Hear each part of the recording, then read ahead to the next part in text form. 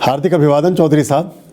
आपके इस चैनल के सभी दर्शकों को भी हमारा बहुत बहुत प्रणाम, बहुत हार्दिक साधुवाद और हार्दिक नमन। हम सब लोग, आप, हम और जो भी लोग इसको देख रहे हैं या आगे देखेंगे, वो निश्चित तौर से सभी भाग्यशाली हैं, क्योंकि ये जो वर्ष गया है 2020 और इसमें ख़ास तौर से जो मार्च के बाद से जो परिस्थितियां बनी विश्वव्यापी और जिस तरह से कोरोना का और कोविड-19 का एक प्रकोप हम सब ने देखा है, तो उसके रहते मैं उन लोगों को सबको भाग्यशाली मानता हूं जिन्होंने अपने जीवन की रक्षा की। अमीरी, गरीबी, लाभ, हानि, नुकसान, फ़ायदा, ये सब तो होता रहता है। जब जीवन चलता है तो ये सब भी साथ साथ चलते हैं। लेकिन जिसने इस सारे काल में, जिसने इस पूरे कालखंड में अपने जीवन की रक्षा की, वो व्यक्ति सर्वाधिक भाग्यशाली है, बहुत किस्मत वाला है। तो एक तो ये अच्छी बात रही, क्योंकि वो उनको हम देखें और उनको हम अगर निकट से देखने की कोशिश करें जिन्होंने अपने बहुत प्रियजनों को इस कोविड-19 की महामारी में खोया है पूरी दुनिया में, तो तब हमें इसके प्रकोप का और अधिक आभास होता है और अधिक एहसास होता है। तो आपने कुछ प्रश्न मुझसे पूछे हैं जिन पर हम चर्चा करते हैं। तो पहले मैं वर्ष के बारे में बात करता हूं। हम जब बात करते हैं पंचांग की या हिंदू प्रतिपदा की, तो उसमें क्या होता है कि जो नव संवत्सर होता है वो हमारा जो नवरात्र आते हैं, चैत्र नवरात्र, उसका जो प्रथम दिवस होता है उससे हम अपने वर्ष की शुरुआत मानते हैं, प्रारंभ मानते हैं। तो ये शुरुआत तो हमारी वैसे तो 1 अप्रैल 2021 से होगी, लेकिन विधिवत ढंग से 13 अप्रैल 2021 यानी 13 अप्रैल 2021 से नए वर्ष का शुभारंभ होगा। तो देखिए, हम जब बात करते हैं गणनाओं की, पंचांग की, तो अभी बहुत सारी चीज़ें, चाहे मेडिकल साइंस हो, चाहे बाकी साइंस हो, तो विज्ञान तो ज्ञान की एक छोटी सी शाखा है ना। तो जब हम विज्ञान की बात करते हैं तो वो अभी बहुत सारे शोधों पर और बहुत सारे संदर्भों पर आश्रित रहता है। लेकिन जब हम आध्यात्मिक संज्ञान की बात करते हैं या धार्मिक ज्ञान की बात करते हैं जो हमारे शास्त्रों से उदित है, या हम वेद की बात करते हैं, अपने उपनिषद की बात करते हैं, तो वो बहुत प्रामाणिक हैं और उसमें पूरे कालखंड का वर्णन बड़े ही रोचक और बड़े अच्छे ढंग से किया जाता है और पहले से किया गया है। तो जब हम बात करते हैं शास्त्रों की और अपने पंचांग की और अपने जो हमारे रेफरेंसेस हैं, जो हमारे संदर्भ हैं, तो बड़े रोचक हैं और बहुत अधिक प्रामाणिक भी हैं। अगर उन पर हम ध्यान दें तो हमें बहुत सारी चीज़ों का पता चलता है।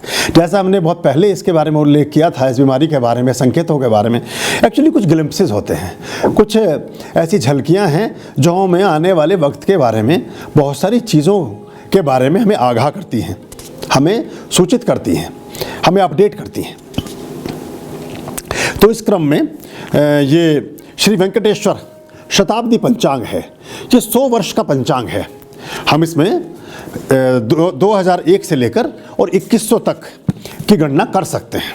और जब हम इसके पृष्ठभूमि में जाते हैं, पिछले वर्षों की गणनाओं में जाते हैं, तो भी हम इस बात की पुष्टि करते हैं कि वाकई में जो वर्षों के संवाद और वर्षों के निष्कर्ष जिस तरह से निर्धारित किए गए शास्त्रों में, उनका काफ़ी कुछ प्रादुर्भाव हमें देखने को मिला उन वर्षों के परिणामों में। तो अभी जो वर्ष हमारा 2078 प्रारंभ होने वाला है, इसमें एक बहुत रोचक प्रसंग आता है जिसको हम भैरव भवानी संवाद के नाम से जानते हैं। तो इसमें ये बड़ा पद्यात्मक है। तो ये इस तरह से है कि भैरव प्रश्न, भैरव पूछे मात से, जिमी पूछा हर साल, 78 की साल का कहो शुभाशुभ हाल।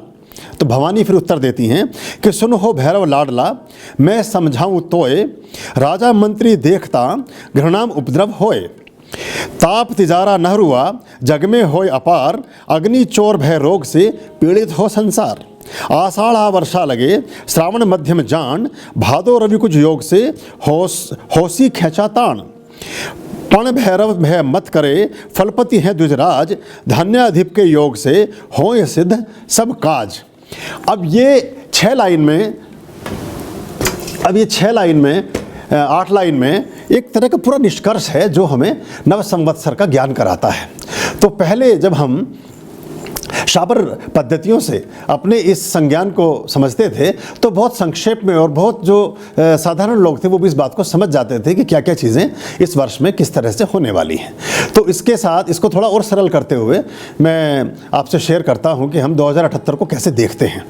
नव विक्रमी संवत 2078 बृहस्पति गुरुमान से शिव रुद्र विशंति के अंतर्गत दशम युग का तृतीय आनंद नामक संवत्सर जो 48वां संवत्सर था वो व्यतीत हो चुका है, तथा दशम युग का चतुर्थ राक्षस नामक संवत्सर जो 49 नंबर का है नव संवत्सर के रूप में विद्यमान होगा। यानी 13 अप्रैल 2021 नव विक्रमी संवत का प्रारंभ होने से इस पहले संवत्सर की समाप्ति होगी और जो नया संवत्सर होगा उसका प्रारंभ होगा। जो नया संवत्सर है उसका नाम है राक्षस। इस संवत्सर को हम राक्षस संवत्सर के नाम से जानेंगे। इस संवत्सर के जो राजा हैं वो भी मंगल हैं और जो मंत्री हैं वो भी मंगल हैं। तो जब कभी इस तरह के योग बनते हैं तो उसके बहुत सारी चीज़ें अलग अलग ढंग से हमें देखने को मिलती हैं। वो क्या होंगी उस पर भी चर्चा करते हैं।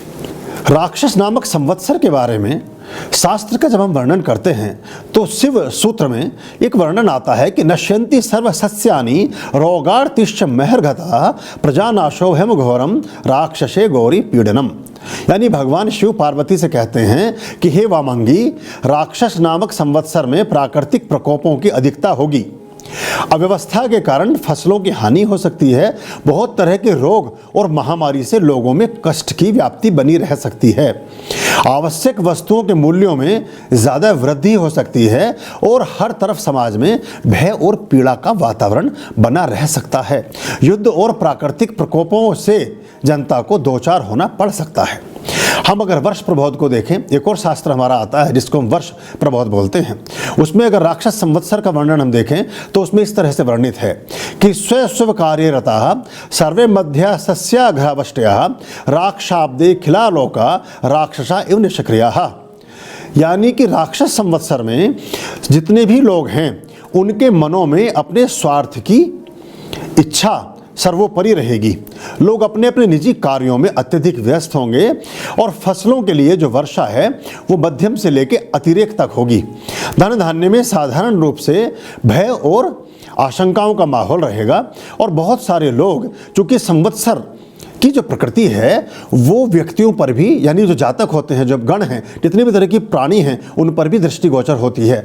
तो प्राय मनुष्यों में भी और पशु पक्षियों में भी राक्षसी प्रवृत्तियों का संचार देखने को मिल सकता है।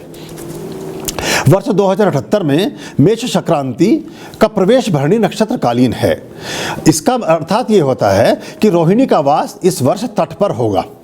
यदि विधि धिषण्य पतति तटस्थम शुभ जल वृष्टिम धन कर्मम वृद्धि। यानी कि कई सारे ग्रंथों का जब हम विश्लेषण करते हैं तो उसका सार हम निकालने का प्रयास कर रहे हैं। तो इसका तात्पर्य यह है कि इस वर्ष में चूंकि इसका जो संवत्सर का वास है वो धोबी के घर होने से, ये अलग अलग प्रतीक हैं हमारे शास्त्रों में। सामान्य रूप से सुनने में लगता है कि ये इसका क्या अर्थ है, पर इसका अर्थ ये होता है कि जब भी जिस वर्ष भी संवत्सर का वास धोबी के घर पर होता है उस वर्ष वर्षा सर्वाधिक होती है, बहुत ज़्यादा बारिश की संभावनाएं होती हैं और जड़ी बूटियां और जो गन्ने हैं, वृक्ष हैं, घास हैं, चावल हैं, धान्य हैं, इनकी बहुतायत में पैदावार होती है और बहुत सारे सुख साधनों और प्रसादनों में भी वृद्धि होती है। तो ये इस तरह के संवत्सर का मिला जुला फल हमें देखने को मिल सकता है। इसके बाद हम अगर और देखते हैं, वर्ष संक्रांत में देखते हैं तो उसमें इसका उल्लेख आता है कि अग्नि तस्कर रोगाढ़यो नप विग्रहदायकः ग्रत सस्यो बहुव्यालो भौमाब्दो बालहा भृशम। इसका अर्थ, इसका संस्कृत में श्लोक है, इसका भावार्थ है कि जब संवत्सर का राजा मंगल होगा तो उस वर्ष वायु के वेग, आंधी तूफान और बड़े बवंडर और इस तरह की चीज़ें अधिक तीव्र रहती हैं। वायुयान यानी कि जो हवाई दुर्घटनाएं हैं उनकी संभावनाएं ज़्यादा होती हैं। अग्निकांड मैक्सिमम हो सकते हैं। बहुत जगह आपको ऐसी खबरें सुनने को मिलेंगी कि जगह जगह आग लग गई हैं और अग्निकांड हो गए हैं, ऐसी चीज़ें आपको देखने को मिल सकती हैं। भूकंप और प्राकृतिक आपदाओं से जन धन की हानि की संभावनाएं भी रहती हैं। आतंकवादी घटनाओं में वृद्धि हो सकती है। तस्करी, ठगी, लूटपाट और अन्य तरह के कामों में वृद्धि हो सकती है।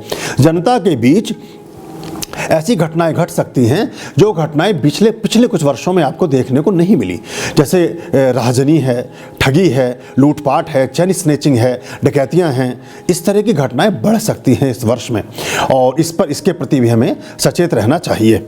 इसके अलावा जो जनता है, प्राणी हैं, उनमें पित्त और रक्त संबंधी विकारों की वृद्धि होगी। पित्त और रक्त से संबंधित विकारों की वृद्धि होगी। कैंसरिक चीज़ें बढ़ सकती हैं। अभी हम बात करेंगे, भी अपने कोविड और कोरोना के बारे में भी प्रश्न किया, उस पर भी बात करेंगे। तो ये रहेगा कुछ अपहरण की, बालिकाओं के अपहरण, अपमृत्यु, अचानक मृत्यु का हो जाना, और जो अपने प्रियजन हैं उनके विछोह की घटनाएं हो सकती हैं। इसमें एक उल्लेख और आता है अग्नि संहिता में, जिसमें आता है कि भौमे नृपे वहिन भयम जनक्षम चौराकुलम पार्थिव विग्रहाश्च दुखम प्रजा व्याधि वियोग पीड़ा स्वल्पम पयो मुंचति वारिवाहा। यानी कि जब राजा मंगल होता है तो देश में चोरी की, ठगी की, बेईमानी की, भ्रष्टाचार की, हिंसा की, उपद्रव की, अग्निकांड की, भूकंप की, इस तरह से जनधन की घटनाओं की वृद्धि देखने को मिलती है। राजनेताओं में परस्पर विरोध और टकराव की परिस्थितियां देखने को मिल सकती हैं। बहुत सारे रोगों से, व्याधियों से, बीमारियों से, अपहरण से और इस तरह की जो अप्रिय घटनाएं हैं उनकी सूचनाओं से मन व्यथित रह सकता है। बहुत ज़्यादा आगजनी की घटनाएं और सांप्रदायिक हिंसा, कम्युनल राइट्स, सांप्रदायिक हिंसा और उग्रवाद जैसी घटनाओं से जनधन की हानि की खबरें प्राप्त हो सकती हैं। ये संभावनाएं ये अलग अलग ग्रंथों में, अब इसमें क्या है कि जितने 4, 5, 6 ग्रंथों को हम देखते हैं, इनमें कुछ चीज़ें ऐसी बार बार घूम कर आ रही हैं जो एक ही बात की तरफ इंगित करती हैं। जिसमें जैसे अग्निकांड हुआ, भूकंप हुआ या रोगों की वृद्धि हुई। सामान्य गोचर और सामान्य गणना के हिसाब से भी अगर हम देखें तो जो कोविड-19 के प्रभाव से हम जूझते रहे, उसका ये एक तरह का एक ऐसा आपातकाल है, एक ऐसा आपदा का समय है जिसका हम अभी तो उससे सुरक्षा करते रहे। अभी तो हम उससे रक्षा के फील्ड में थे, अभी तो हम उससे सुरक्षित रहने का प्रयास कर रहे थे, लेकिन आने वाले वर्ष में हम इसके नफ़े नुकसान का जायज़ा लेंगे। आने वाले वर्ष में हम इस बात का एहसास लगाएंगे, इस बात का गणित बैठाएंगे, इस बात का अपना लेखा जोखा विवरण बनाएंगे कि हमने क्या खोया और क्या पाया। बहुत सारे छोटे और मंझोले उद्योगपति हो सकता है अपने कार्यस्थल पर अपने कार्य बिजनेस को ना संभाल पाएँ। कुछ ऐसे ग्रुप, कुछ ऐसी चैन श्रृंखलाएँ वो समाप्त हो सकती हैं, कुछ नए ग्रुप उदित हो सकते हैं। इस पर भी हमें ध्यान देना पड़ेगा, ऐसी घटनाएँ हो सकती हैं। ये अगर हम देखते हैं, और इसके अलावा मैं आपको सामान्य तौर पर कुछ बिंदु आपके साथ शेयर करता हूं, जिससे इस बात को, इस वर्ष को समझने में और आसानी हो जाएगी। तो ये तो एक चीज़ आप समझ ही गए हैं कि जो नया संवत्सर है उसका नाम राक्षस है, और राक्षस जब शब्द है तो उसी से आप काफ़ी कुछ उस बात का अंदाज़ा लगा सकते हैं। कुछ अच्छी बातें भी होंगी, उन पर भी आपसे चर्चा करेंगे, लेकिन जो पहले हमें खतरे हैं, जो जिस तरह के संकेत हैं जो अशुभता की ओर इशारा कर रहे हैं, उन पर हम बात कर लेते हैं। तो आने वाला वर्ष जो है युद्ध से संबंधित घटनाओं का हो सकता है, प्राकृतिक प्रकोपों का हो सकता है, अव्यवस्था का हो सकता है, व्यापार और जनधन और फसलों की हानि का भी हो सकता है। महामारी से कष्ट में लोग रह सकते हैं। नए अभी जैसे कोविड-19 आया था, हमने अप्रैल में जो आपने भी इंटरव्यू किया था, चौधरी साहब के चैनल पर था, वो मई जून में आपने किया था, और उसके अलावा हमारे अपने चैनल पर भी पड़ा हुआ है। तो हमने उसमें बताया था कि इसके बाद कोविड का एक नया वर्जन आ सकता है। लेकिन अभी ऐसा भी हो सकता है कि 2021 में और 2 नए प्रकार के वायरस या और 2 नए तरह के संकेत बीमारी के ऐसे हमें प्राप्त हों, जिससे हमें नए ढंग से किसी फ्रंट पर जाकर के जूझना पड़े। ये भी हमें सतर्क रहना होगा। और इसकी सामान्य बात यही है कि हम अपने इम्यून, इस पर काफ़ी हमने ध्यान दिया है और उससे काफ़ी चीज़ें ठीक भी हुई हैं। अपने इम्यून पर हम ध्यान दें तो हम ऐसे रोगों से प्रतिरोधक क्षमता का विकास करने के बाद बचे रह सकते हैं। और इसके बारे में हमारी जागृति पैदा हुई है, हम बासी और ऐसे भोजनों से बचने लगे हैं, फास्ट फूड से, तो हमारा जीवन थोड़ा ठीक हो रहा है और हमारा जो मृत्यु दर है वो भी इसी वजह से कम हुई है और भारत पर इसका प्रभाव ज़्यादा नहीं होगा। जहाँ तक कोविड की बात है तो ये आप मानकर चलें कि ये जो वर्ष समाप्त होते होते कोविड पर किसी न किसी तरह, कोविड-19 पर हम किसी न किसी तरह का नियंत्रण पाने की स्थिति में होंगे, या ये वैक्सीन आने से भी हमें काफ़ी इसमें सुधार और लाभ की संभावनाएं उदित हो जाएंगी। और उसके बाद छोटा मोटा चीज़ें तो पूरे वर्ष चलेंगी, तो ये हमें ध्यान रखना पड़ेगा। तो ये कोविड का एक प्रभाव रहेगा। राजा और मंत्री दोनों के अधिकार चूंकि मंगल ग्रह को प्राप्त हुए होंगे इस वर्ष, तो उससे समाज और देश में भ्रष्टाचार, चोरी, ठगी, लूटमार, हिंसा और अग्निकांड की घटनाएं होने की संभावनाएं सबसे ज़्यादा हैं। आवश्यक वस्तुओं के मूल्यों में ज़बरदस्त तेजी हो सकती है। सामान्य जनता में आक्रोश और परेशानियों में इजाफा हो सकता है, बढ़ोतरी हो सकती है। देश में राजनीतिक उग्रता में वृद्धि होगी। सांप्रदायिक उपद्रव, तोड़फोड़ की वारदातें अधिक होंगी। ज़्यादातर नेता मनमाना आचरण करने की स्थिति में होंगे। सीमाओं पर युद्ध के बादल मंडराते रहेंगे। जो 2021 के प्रारंभिक 3 महीने हैं उनमें मकर राशि चतुर्ग्रही तथा पंचग्रही योग बनने से भारत और दुनिया में राजनीतिक एवं कूटनीतिक वातावरण विक्षिप्त एवं संघर्षपूर्ण रहेगा। भारत, पाकिस्तान, चीन और अमेरिका तथा चीन, ईरान, अफगानिस्तान, इन देशों के बीच नए तरह के समीकरण बनते और बिगड़ते रहेंगे। इन देशों के बीच में सैनिक टकराव और युद्धजन्य परिस्थितियां निर्मित होती रहेंगी। हमने पहले भी एक बार कहा था कि चीन से युद्ध की संभावनाएं हैं, लेकिन अभी ये युद्ध धीरे धीरे मुझे अब ऐसा प्रतीत होता है, चूंकि इसके फरवरी तक ज़्यादा योग थे कि फरवरी तक अगर नहीं हुआ तो बहुत सारी चीज़ें तो हम बिना लड़े ही जीत गए हैं, और जो चीज़ें बची हैं वो आने वाले समय में और स्पष्ट हो जाएंगी। पहले इसके मुख्य संकेतों की बात कर लेते हैं। अग्नि तत्व की प्रधानता होने से राक्षस संवत्सर में लोगों में क्रोध, उत्तेजना, धन के प्रति लोलुपता, लोभ तथा किसी भी तरह से पैसा कमाने के प्रति प्रवृत्ति में विकास देखने को मिलेगा, प्रवृत्ति में बढ़ोतरी देखने को मिलेगी। राजसिक और तामसिक प्रवृत्तियां तेजी से विकसित होंगी। धर्म और कर्म में कम रुचि का प्रादुर्भाव होगा, कम आपको देखने को मिलेंगी। ये जो आने वाला वर्ष है, इसमें भारत और इसके नीति निर्धारक तो केंद्रीय सरकार के लिए निर्णायक सिद्ध होंगे। विश्व की कई उदीयमान अर्थव्यवस्थाओं की करेंसी डाउन होगी और जो वैश्विक आर्थिक मंदी है उसका प्रभाव भारत पर भी होगा। पूरी दुनिया में एक मंदी का नया दौर शुरू होगा, और जो यूरोप के 50 देश हैं, आप मान करके चलें कि उन पे एक अजीब सा संकट व्याप्त होगा और वो अपने अस्तित्व के साथ बहुत संघर्षरत रहेंगे। 2 जून 2021 से 20 जुलाई 2021 के बीच मंगल शनि और उसके बाद सूर्य शनि, फिर गुरु शुक्र विरोधी ग्रहों के मध्य समसप्तक योग हो रहा है। इस समसप्तक योग के बनने से समाज में क्रोध और आवेश में वृद्धि होगी, जिससे हिंसक घटनाओं में बढ़ोतरी हो सकती है। देश में उस अवधि में कहीं भी उपद्रव और अग्निकांड की घटनाएं, सांप्रदायिक झड़पें और सांप्रदायिक हिंसा में लोगों की जनधन हानि की संभावनाएं बन रही हैं। कोरोना महामारी के बाद जो कुछ शांति आएगी, कुछ लगेगा कि कोविड से हम उभरे हैं, उसके बाद बेरोजगारी और महंगाई के मुद्दे एक ज्वलंत मुद्दे बन करके जनसाधारण के मन को उद्वेलित करेंगे और आंदोलित करेंगे। बहुत सारे अवसरवादी दल उस मनोदशा का, उस स्थिति का लाभ लेने का प्रयास करेंगे और किसी भी तरह उस फायदे को उठाने की कोशिश करेंगे। केंद्र सरकार की जहाँ तक बात है, वो भारतवर्ष में चीन के विरोध में एक नए तरह के समीकरण का सूत्रपात करने में कामयाब रहेगी।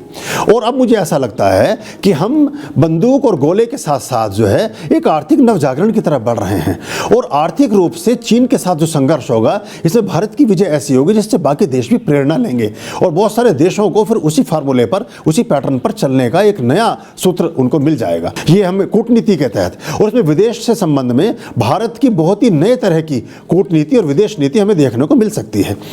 8 सितंबर 2021 से 20 सितंबर 2021 के मध्य भाद्रपद शुक्ल पक्ष 13 दिन का होने से भारत में और विश्व में कहीं भी रेल की और हवाई दुर्घटनाओं की संभावनाएं सर्वाधिक हैं।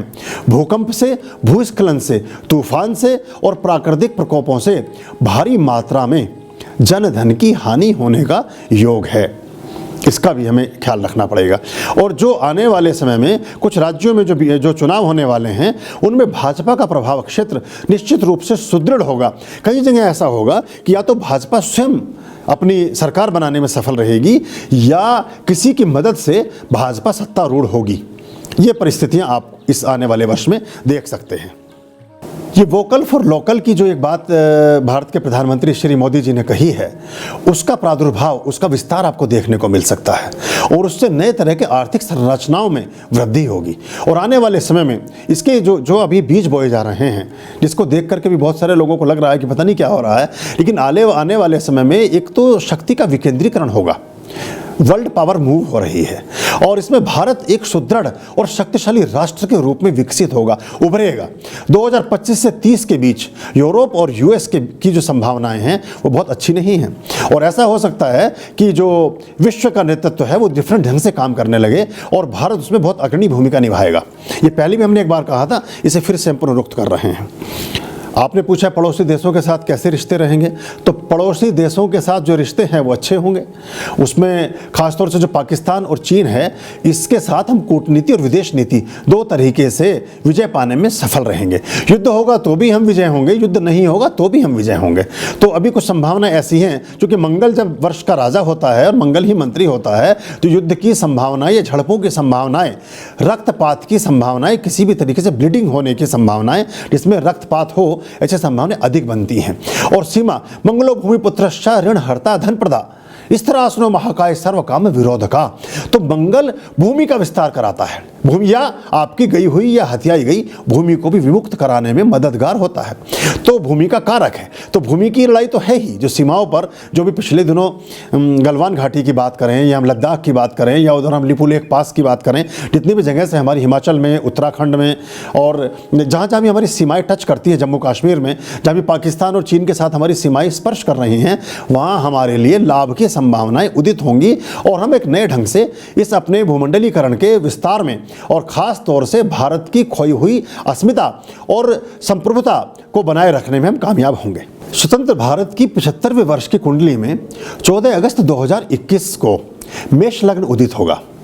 इस वर्ष कुंडली में वर्ष लग्नेश मंगल पंचम भाव में विकास योजनाओं का, सट्टा व्यापार का और जो हमारा शेयर मार्केट है उसके लिए बुध युक्त तथा गुरु द्वारा दृष्ट है। इसका परिणाम ये होगा कि कई सारी योजनाएं जो वृद्ध हो चुकी हैं, जो विकास की योजनाएं कहीं ना कहीं लंबित और प्रतीक्षारत हैं, उनको नवजीवन प्रदान किया जाएगा। गरीब कल्याण और ग्रामीण विकास आदि जो योजनाएं हैं उनको नया आधार प्राप्त होगा। मुंथेश चंद्रमा शत्रु राशिगत सप्तम भाव में तथा पंचमेश सूर्य के साथ समसप्तक योग बना रहा है। इसका परिणाम ये देखने को मिलेगा कि आगामी वर्ष प्रधानमंत्री श्री नरेंद्र मोदी असमंजसपूर्ण एवं विवशतापूर्ण परिस्थितियों के साथ किसी न किसी रूप से दो चार होते रहेंगे। नरेंद्र मोदी द्वारा लिए गए फैसले, उनके द्वारा बनाई गई योजनाएं, उनके द्वारा बनाए गए कानूनों को लेकर के जनता को दिग्भ्रमित किए जाने की योजनाएं भी चलेंगी साथ साथ, और लोगों को किसी न किसी तरीके से कन्फ्यूज और ऐसे इस ढंग से दिग्भ्रमित किया जाएगा जिससे सरकार के विरोध में एक स्वर पैदा हो सके। नरेंद्र मोदी और भाजपा नीति सरकार को किसी भी तरीके से घेरने में जब विपक्ष पूरी तरह विफल रहा है तो वो समाज में भ्रांतियां और असमंजस की स्थितियों को विकसित करने की कोशिश करेगा और उसमें वो कई हद तक कुछ छोटे स्तर पर कामयाब भी रहेगा। क्योंकि हमारा जनमानस का जो माइंड सेटअप है वो कुछ इसी तरह से है। हम बहुत जल्दी सही चीज़ों को कम समझते हैं और अपनी सुनी सुनाई दकियानुसी बातों पर और जो किसी भी तरह के प्रपंच हैं और जो षड्यंत्र हैं उनमें हम जल्दी फंस जाते हैं। लेकिन भाजपा और नरेंद्र मोदी अच्छे ढंग से विकसित होंगे। इनके निर्णय, इनके कार्य आने वाले समय में सराहे जाएंगे। एक नए तेवर के साथ विदेश और कूटनीति देखने को मिलेगी, एक नए तेवर के साथ। आप ध्यान रखिएगा, हमने विदेश के बारे में जिस तरह के हमारे फैसले और हमारे निर्णय पहले रहे हैं उसके इतर आपको एक नया प्रयोग, एक नए तरह के फैसले और नए तरह के निर्णयों को देखने को प्राप्त होंगे और जिसके बहुत अच्छे दूरगामी परिणाम आने वाले समय में हमें प्राप्त होंगे। आपने प्रधानमंत्री श्री नरेंद्र मोदी जी के बारे में और भाजपा गठित एनडीए सरकार के बारे में प्रश्न पूछा है, तो उसमें जब हम श्री नरेंद्र मोदी जी की कुंडली को देखते हैं तो उनका जन्म 17 सितंबर 1950 रविवार को 11 बजे हुआ है मेहसाना, गुजरात में। उसके अनुसार इस नए वर्ष का जो विश्लेषण आता है उसमें प्रधानमंत्री श्री मोदी जी की जन्म कुंडली में वर्षारंभ से ही गुरु पंचमेश होकर तृतीय भाव में शनि के साथ युक्त है। तृतीय भाव पड़ोसी देशों के साथ संबंधों का भी भाव है।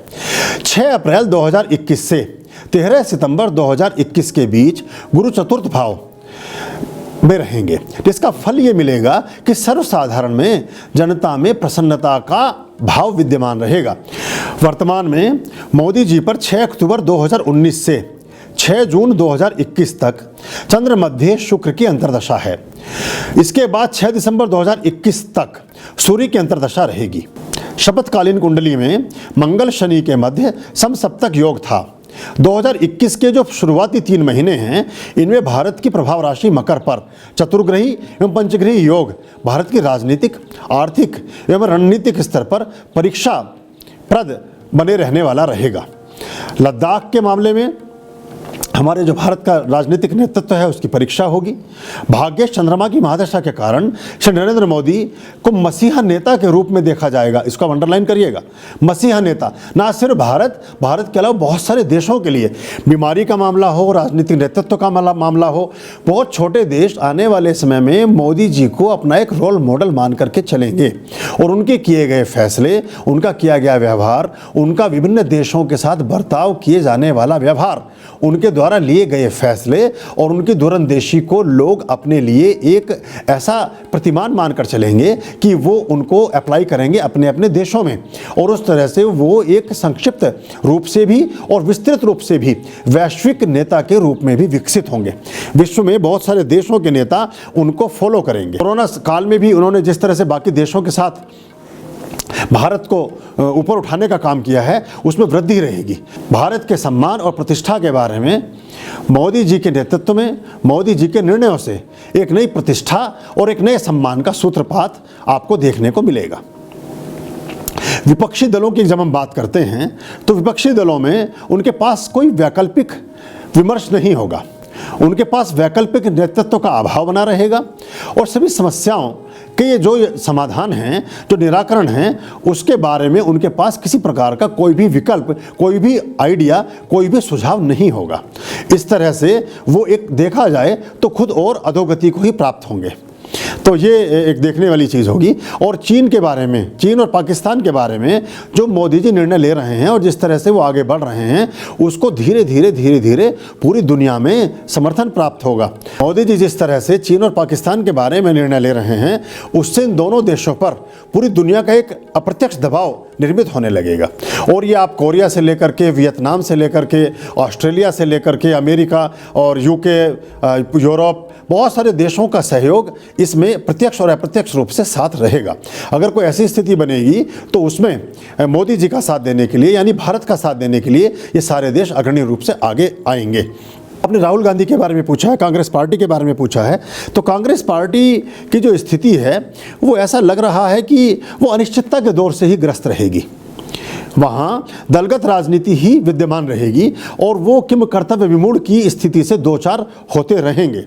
6 अप्रैल 2021 से जब गुरु तृतीयस्थ होंगे तब पार्टी राहुल गांधी को फिर से ब्रांडिंग करने की तरफ चलेगी और उन्हें शीर्ष पद पर वापस लाने की दिशा में काम प्रारंभ कर देगी। इससे पहले और इसके बाद कभी भी किसी भी रूप से राहुल गांधी की प्रतिष्ठा में ही कांग्रेसीजन लगे रहेंगे और ये इसको आप ऐसा मानिएगा कि ये आत्मघात पर आमादा हैं और कांग्रेस के प्रमुख नेता अपने जो अनाप शनाप बयान हैं उससे पार्टी की प्रतिष्ठा और लोकप्रियता में किसी न किसी रूप से कमी ही पैदा करते रहेंगे। जब हम राहुल गांधी की कुंडली की बात करते हैं तो उनका जन्म 19 जून 1970 को 5:05 पर हुआ है। उनकी कुंडली के हिसाब से जन्म राशि वृश्चिक है और वर्तमान में मंगल की महादशा में शनि की अंतर्दशा चल रही है, जो 15 मार्च 2020 से 24 अप्रैल 2021 तक अस्तगत है। द्वादश भाव में नीच राशिगत शनि द्वारा दृष्ट है। दो परस्पर विरोधी और शत्रु ग्रहों की दशा अंतर्दशा के कारण राहुल गांधी अंतर्द्वंद्वों में फंसे रहेंगे। ये पार्टी को यथेष्ट सफलता दिलाने में कामयाब नहीं हो पाएंगे और बहुत सारे ऐसे अदूरदर्शी निर्णय ले लेंगे जिनसे अंतर्विरोध की स्थिति व्याप्त होगी। और ऐसा भी हो सकता है कि कांग्रेस की लोकप्रियता और राहुल गांधी की लोकप्रियता को और भी अधिक धक्का पहुंचे। ये भी हो सकता है कि मध्य प्रदेश की ही तर्ज पर महाराष्ट्र और अन्य कुछ प्रदेशों में भी उनको सत्ता सुख से वंचित ना होना पड़ जाए। ये भी हमें ध्यान रखना पड़ेगा। और जो नए प्रदेशों में जहाँ चुनाव होने वाले हैं वहाँ किसी न किसी रूप से भाजपा का ही अस्तित्व और भाजपा का ही वर्चस्व विद्यमान होगा और विकसित होगा। ये इस तरह की गणनाएं हम शास्त्रों के आधार पर और बहुत सारे जो हमारे सूत्र हैं उनके आधार पर करते हैं। तो ये सब बातें होंगी। इसके अलावा जो सेना से जुड़े हुए लोग हैं उनका मनोबल बहुत ऊंचा रहेगा। पुलिस में एक नई तरह की ताजगी, एक नए तरह के पौरुष का संचार देखने को मिलेगा। बहुत सारे ऐसे लोग जो पराक्रम और किसी न किसी रूप से शौर्य और शक्ति से जुड़े हैं, उनके कार्य में आपको एक नए तरह का उत्कर्ष देखने को मिलेगा, एक नए तरह का विस्तार देखने को मिलेगा, एक नए तरह का निखार देखने को मिलेगा। लोगों में इस सब के बावजूद एक नई चेतना रहेगी, थोड़ा सा उग्रता रहेगी, लोगों के स्वभाव में थोड़ी सी तेज़ी बनी रहेगी और डर और भय से लोग आगे निकलने का प्रयास करेंगे। नए तरह की चीज़ों का इन्वेंशंस हो सकते हैं और नए तरह की चीज़ें बनाई जा सकती हैं। भारत बहुत सारे अस्त्र शस्त्रों को बनाने में और सफल होगा और हम अंतरिक्ष में बहुत सारे नए उपग्रह भी प्रक्षेपित करने में सफल रह सकते हैं। कुछ नई पनडुब्बियां, कुछ नए जहाज, कुछ नए हथियार भी भारत अपने बल पर बनाने में सक्षम होगा। दुनिया भर से बहुत सारी कंपनियां भारत में अपने अपने प्लांट, अपने अपने उद्योग, अपने अपने रोजगार लगाने के लिए उत्सुक रहेंगी और उसमें वो कामयाब रहेंगी। सब कुछ करने वाले तो परमात्मा हैं। सारा कुछ निश्चित करने वाले तो ईश्वर हैं। उसके बाद भी कुछ गणनाएं जो ज्योतिष और बहुत सारे पंचांगों के आधार पर हम कर सकते हैं, वो हमने आपके साथ साझा की हैं। तो अंतिम जो वचन है, अंतिम जो वाक्य है, अंतिम जो निर्णय है, वो तो परमात्मा का ही है। लेकिन हमने ये बातें इसमें कही, और हम साथ साथ ये भी एक प्रार्थना करते हैं कि जो भी बातें अशुभ और अप्रिय जैसी हैं, उन गणनाओं में कमी आए, वो गणनाएं असत्य की तरफ जाएं, और जो भी शुभत्व से भरा है, जो भी अच्छाई से भरा है, जो भी हमारा सुख और शांति से भरी हुई बातें हैं, वो फलित हों, वो सत्य हों, ऐसी हमारी कामना है। आप सबके जीवन में बहुत सुख हो, समृद्धि हो, शांति हो, आरोग्य हो। नया वर्ष आपके लिए नए तरह के प्रतिमानों को उदित करे, आपकी हर वो इच्छा पूर्ण हो जो बहुत शुद्धता और शुभता को लिए हुए है। आप खूब खुश रहें, यही हमारी प्रार्थना है। और चौधरी जी, आपने मुझे इसके लिए अवसर दिया और अपने दर्शकों के साथ भी मुझे रूबरू कराया, आपका हृदय से धन्यवाद। और आप सबके भीतर बैठे हुए परमात्मा को प्रणाम करता हूं, मेरे प्रणाम स्वीकार करें। ओम स्वस्ति अस्तु। आर्यं शरणं शुभमस्तु, संभव करणं अरम।